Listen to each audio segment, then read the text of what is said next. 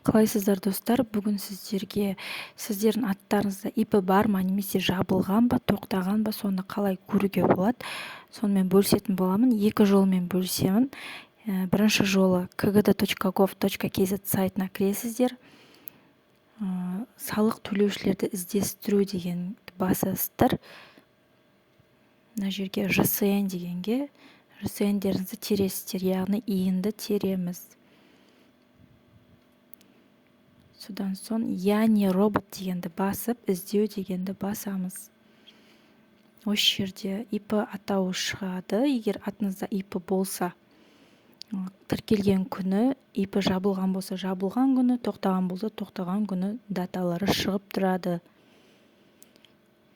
Осылай өзіңіздің атыңызда ипі бар ма, жоқ па, осылай білуге болады.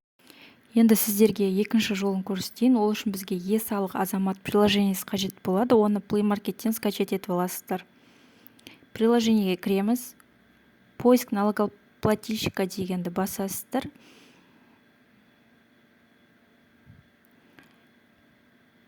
Осы жерде иін дегенге иінді тереміз. Мен өзім атымнан тіркеліп кіріп тұрғаннан кейін мына приложениеге менікі автоматты түрде шығып тұр. Найти деп басамыз.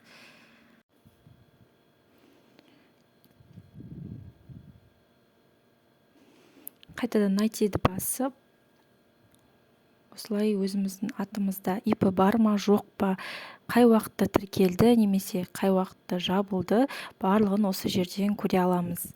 Достар, егер сіздерге ақпарат пайдалы болған болса, міндетті түрде лайк басып, менің каналыма тіркеліп алыңыздар.